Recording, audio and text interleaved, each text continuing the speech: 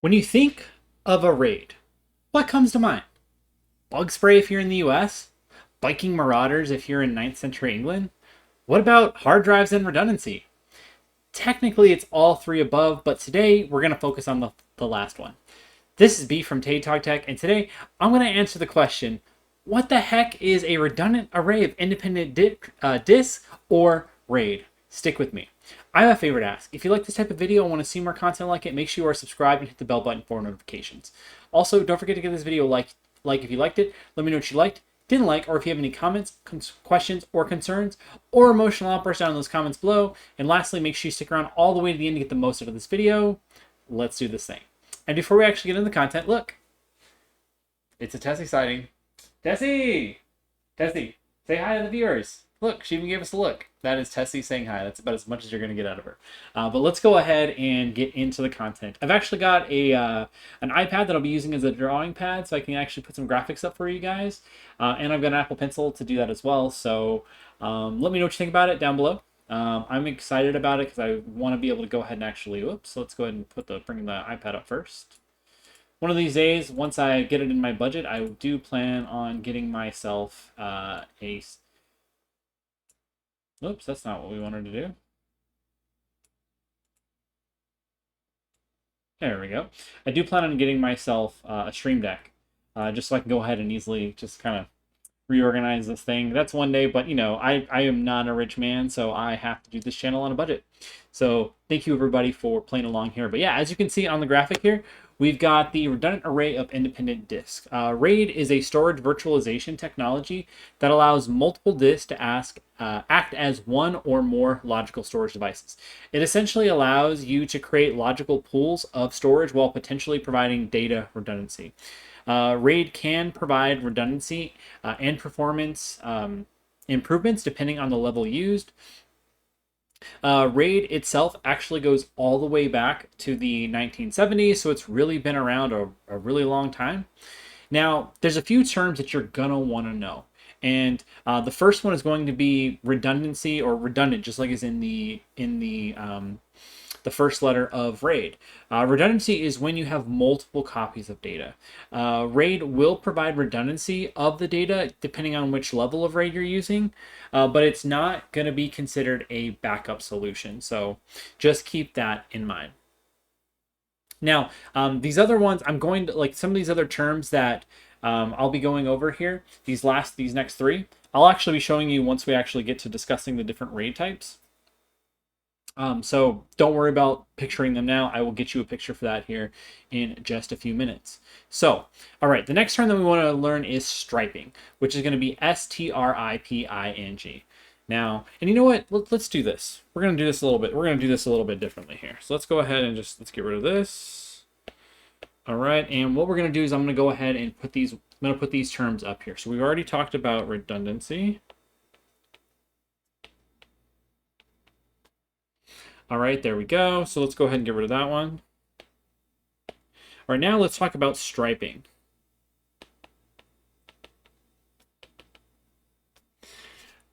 Now, striping is going to be spreading the data across multiple storage devices, but logically representing it as only a single drive. Now, this will provide you increased performance.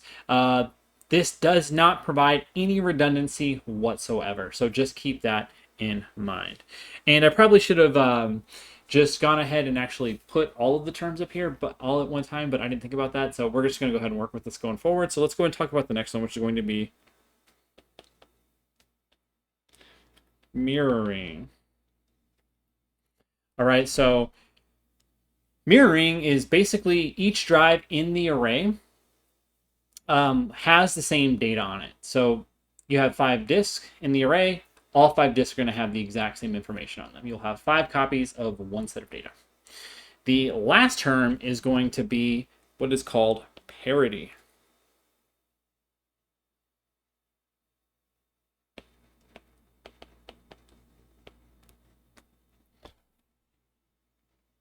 All right, so parity when we're talking about parity, it's information used to recreate the data if a certain number of drives fail. So it represents something that can be used to rebuild that data. It's not going to be the data itself, but it's going to be enough information for it to use the existing information to rebuild the missing data. How many drives can fail will vary depending on the RAID configuration, and that's not just true for parity. That's also going to be true for mirroring. And really remember with striping, if you don't have striping paired up with anything else and it's just striping by itself, then in that particular case, it's only going to provide you with additional. It's going to act it all as one logical space, but it won't provide any redundancy. So let's go ahead and talk about the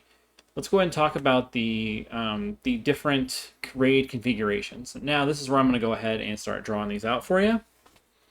All right. So let's go ahead and talk about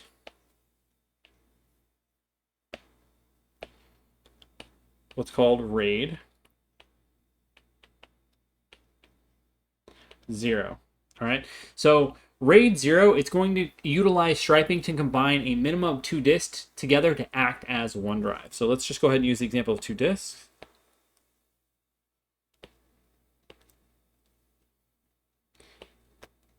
All right, we've got our 2 disks here.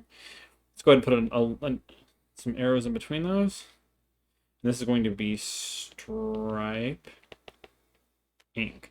All right, so with striping, the data is going to be shared across these 2 devices, and that's exactly what RAID 0 is doing. RAID 0 allows them to act as one logical unit. This is going to increase performance, as I stated before, of those drives. But again, it is risky because if one of the drives fails, you will lose the data. And this is not going to be recommended for mission critical stuff. And you'll see this, there's like I remember some of Linus's videos. Even now they'll put SSDs in RAID 1. They're usually doing this on their own personal computer, so that's not going to be as risky to do it that way. You'll get better throughput. And see, the thing about it is RAID 0 is not as important these days because SSDs are super fast. So if you're using it for performance, then you may gain a little bit, but it's not going to be like just groundbreaking, life-changing, performance or anything like that. So just keep that in mind. But if you only want to use one drive and only have say you're using Windows and you only want to use the C drive, there you go. You got 2 disks acting as one. So just keep that in mind. All right, so let's go ahead and now let's talk about, get that out of the way. Okay, we're going to talk about RAID 1. I'm going to draw 2 disks on here again. 2, and then we're going to put 1 here. Arrow there. All right, perfect. So let's go ahead and talk about RAID 1. Now, what this is going to do is it's going to utilize mirroring to copy the data to each disk in their array. So again, when you're using mirroring, at least, especially in RAID 1, if you have 5 disks in the array, you're going to have 5 copies of the disk. Now, both RAID 0 and RAID 1 will require a minimum of 2 drives in order for you to be able to go ahead and set those up. But I just want to reinforce with RAID 1, you will copy the data across all of those disks. Again, it's going to require a minimum of 2 disks. Each successive disk will be an additional copy of the original data. So just keep that in mind, because this is one of the things that I made a mistake on when I first kind of started messing around with RAID. I was like, oh crap, I wanted 3 disks to be mirrored, and this is not doing it for me. So yeah, so then I had to kind of re-examine stuff. And as long as you have with this type of RAID, as long as you have 1 disk functioning, you're not going to lose data. So if you have 5 disks in the array in the RAID 1, you can lose 4 of those. You can lose 4 of those disks without losing any of your data. So this is and the type of RAID that you're going to use is going to depend on your goal. So keep that in mind. Those better than I do for your particular situation. Now, you can combine RAIDs 1 and 0 into what is called RAID 10. RAID 10, each pair of drives acts as an additional pair to be mirrored. So that would just be the same thing. So we would just have 3, 4, and I forgot to put mirroring up here. So we would have all of these mirrored. Well, no, not they wouldn't mirror like that. I'm sorry. Where's my eraser? So getting used to this thing. Let's go and get rid of this one.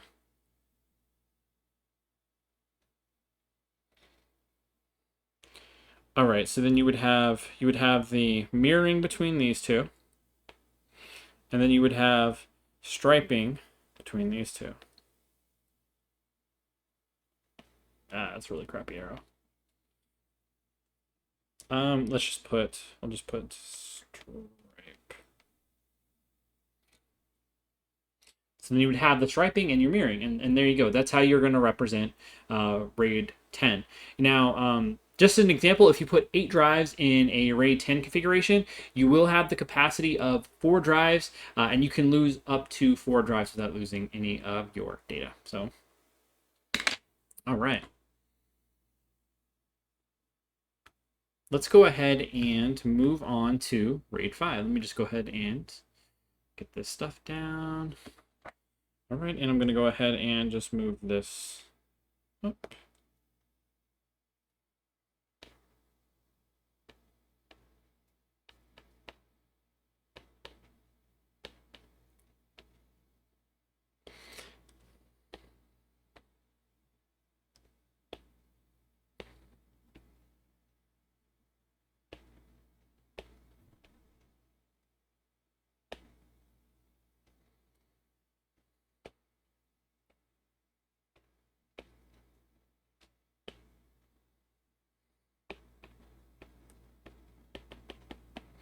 Now, this approach is going to be a little bit different than the two that we've previously talked about. Now, with RAID 5, it's going to utilize striping and parity. So they're going to be, let's put striping.